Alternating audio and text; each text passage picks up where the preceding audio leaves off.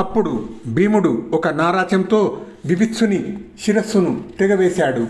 కుండల శిరస్త్రాన సైతంగా పూర్ణచంద్ర సదృశమైన ఆ వివత్సుని శిరస్సు నేలపై పడింది. ఇంకా 2 బాణాలతో భీముడు దుర్యోధనుడి సోదరులు ఇద్దరిని చంపాడు. ఆ విధంగా వారు హతులు కావడం చూసి కురుసేనలో ఆహాకారాలు కలిగాయి. భీముడు ఇంకా విజృంభించి నంద ఉపనందులను చంపాడు. ఆ విధంగా దార్త్ర రాష్ట్రులు కూలిపోవడం చూసి అప్పటికి తేరుకున్న కర్ణుడు తన రథాన్ని భీముడిపైకి తోలించి అతన్ని బాణ వర్షంతో కప్పివేశాడు.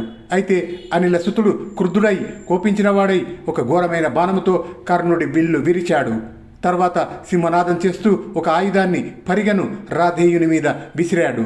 కర్ణుడు ఆ పరిగెను 2 ముక్కలుగా ఖండించాడు. అప్పుడు కర్ణ భీముల మధ్య మహాయుద్ధం జరిగింది. కర్ణుడు 3 వాడి కోళ్ళ చేత వృకోదరుణ్ణి నొప్పించాడు. అప్పుడు భీముడు ఒక ఘోరమైన విషికాన్ని ప్రయోగించగా అది కర్ణుడి కవచాన్ని ఛేదించింది. ఆ దెబ్బకు కర్ణుడు భూకంపానికి చలించిన కొండలాగా చలిస్తూ క్రోధావేశ పరవశుడై 25 బాణాలతో ఒక శత్రువును తీవ్రంగా బాధించాడు. మరి 2 బాణాలతో భీముడి సారథిని చంపి ధనస్సును ఖండించి వేశాడు. అంతటా భీముడు కాలదండం లాంటి గదాదండాన్ని చేతబూని రథం దిగి కర్ణుడి మీదికి ఉరికాడు. అది గమనించిన కౌరవులు తమ గజబలాన్ని పురికొల్పారు. ఆ మదగజ సమూహాలు జట్టి అయిన వృగోదరుణ్ణి ఎదుర్కొన్నాయి. 1000 ఏనుగుల బలం కలిగిన ఆ భీమసేనుడు మావటి వాండ్రు పురికొల్పుతుంటే తనపైకి వస్తున్న ఏనుగుల సమూహాలను గదా దండంతో చావమోదుతూ వీర విహారం చేశాడు. ఏనుగుల సైన్యంపై పడి భీముడు వాటి దంతాలను పట్టుకొని ప్రహరించాడు. ఏనుగుల కుంభస్థలాలు పగలగొట్టి కొన్నిటి గండస్థలాలు పిండి చేసి కొన్నిటి తొండాలు పట్టి గిరగిరా త్రిప్పి కూలద్రోసి మావటి వాండ్రతో సహా 700 ఏనుగులను భీముడు హతమార్చాడు.